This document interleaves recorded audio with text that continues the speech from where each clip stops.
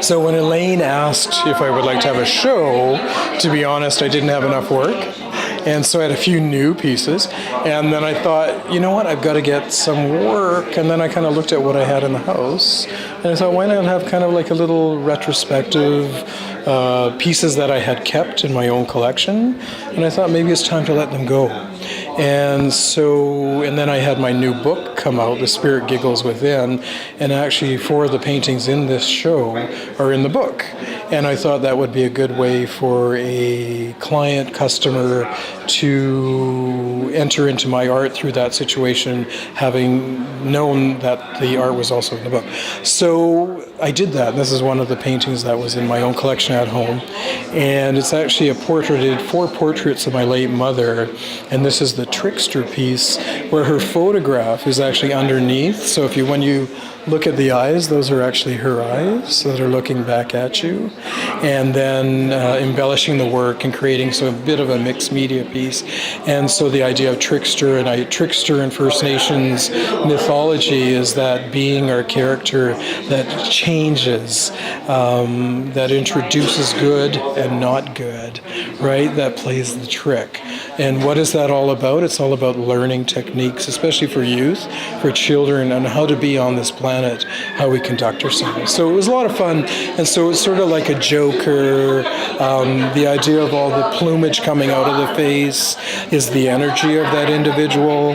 The clothing are kind of this mishap Joker-like. And to me, it's really fun because pattern has always played a really important part in my work.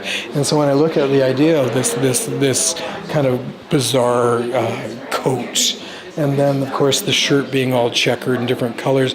And so for me, it was this way of honoring my mother in a kind of a bizarre, strange way. I did this other piece, which was really fun, where she's kind of got this pointed hat. And it's a gorgeous piece. And then the other piece I did, she had her hair braided, so it's more traditional. I'm just looking at 4 aspects or 4 facets of who she might have been through my own perception as an artist. In my work, a lot of the work that I do imparts healing. It talks about tradition. It talks about First Nations history. It talks about the journey and all the atrocities that we've had as First Nations people for many, many years. And it's dealing with the journey. To me, a journey represents where we go in life, what we do with our situation and circumstance. So you see this man is kind of floating above the image of the canoe, the boat. You see the little area here that connects this human being to that journey, to the passage going through time. And so here you can see that it says heal. So healing the spirit within, healing our identities, our personas, the actual spiritual self of who we are, trying to get to that place of understanding and reclaiming what has been lost for many, many people. There's different degrees of loss. And so what does loss represent? People who have gone through great atrocity by going to the residential school, people like myself who were raised in the 60s scoop, being taken from our communities, our culture, our language, losing so much, but having to reclaim. And in that reclamation and finding out who we are is that step by step we grow. So it's really about having to heal ourselves in order to be part of Mother Earth once again as a whole person, or as wholly as possibly that we can. Because I think until we heal ourselves as First Nations people, we will still be plagued with so many addictions, so many problems. And in those problems, it doesn't make us a proud, beautiful, wonderful people that we once were. But I see that there are many stages and steps of the healing that are occurring, but we have a long way to go. So rain chief, star chief, right? Well, look where we live, right? So coming from the prairies, the plains with all the sunshine, and moving here, I've been here 25 years or more, and living in this dominant, wet, rainy, dark, gray winter. And it's interesting because I'll get in the studio and this piece came forward, and so this symbol here in picture writing in Native American culture, they used to write with visual images symbols that represented different situations. So this image of rain, and it's pouring over the traditional teepee of my ancestors, right? Adjusting and adapting to the environment. And so here's the playful part, but here's this headdress that I bought from one of these sewing shops like for $5 years and years ago. So putting this situation into that, but this is part of the reality, but shifting it and changing it so that you can deal with this aspect of long gray winter months. John and I became involved in the Idle No More movement. I'm political, but I'm not political. I'm not one to go to rallies. I'm not one to stand up when needed and necessary. I find it intimidating.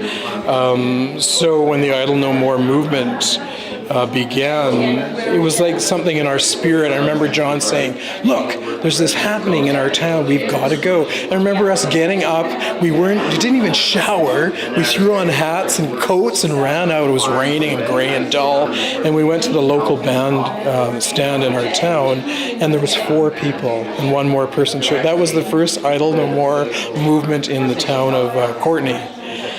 And we drummed and sang, and when we just talked about our personal feelings, then we walked up to John Duncan's office. He was the head of, I guess it's called the Aboriginal, I don't even know what it's called, the Department of Indian Affairs.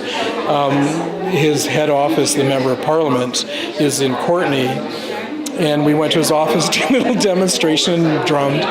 But for me, it was really important, and I thought I have to create a piece of art about this movement, this experience. And so this painting is actually layered because there was probably about 3 versions of what I was attempting to do.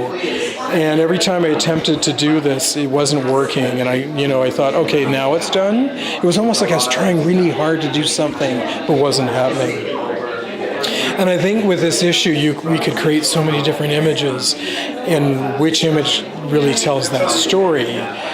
So I'm ripping up paintings that weren't working, and you see that there's like all these different layers and cutting things out, and like being the surgeon and suturing these images back together to create something new. So it finally came together, and the whole idea of having one's culture, why was I fighting? It was for the rights of the water, which became a very deep and meaningful situation as First Nations people. It triggered the spirit within to stand up and be counted. I really felt that was what Idle No More for me was, to stand up and be recognized, stand up and talk about your issues, concerns, and especially for water. And so the sacred thunderbird, bringing our culture, our unity, the sacred drum, and a lot of people like myself don't drum, so that was a really, for me to hold a drum, because there's all these protocols around drumming in my culture, so I almost felt like I was going against my culture by drumming, but I realized that in that action is that I was adding to the collective in this whole voice that needed to be heard. And so, being playful with the words Idle No More, but for me it was like torn, it was divisive.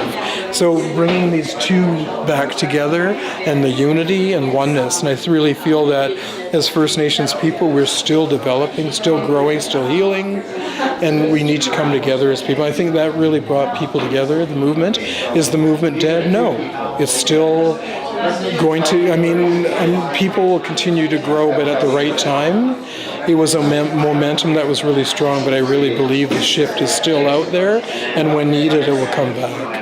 So it's really important to fight for your rights, for whoever you are, whatever community you come from. We need to stand up and be recognized and heard. So the exercise in this to actually physically go to a demonstration was really big and huge for me. So as an artist, you can be political, and if you have to fight for what's necessary, we need to do that.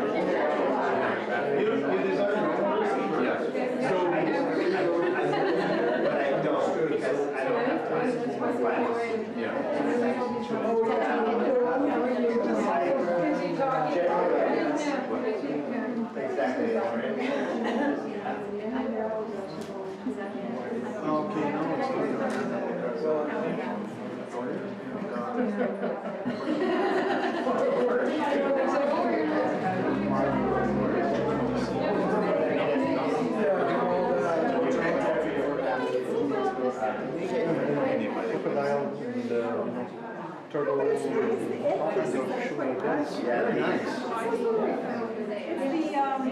Yeah, or just to kill cockroaches in the corners. Yeah, actually, there's a masquerade in Como. I bought this amazing Jester's hat that's all gold and burgundy and black. And oh, sorry. Yeah, they do it at the Native Science Hall. They have. I have to get that question out. When I saw them. I know, and that's the big thing. The last Efron.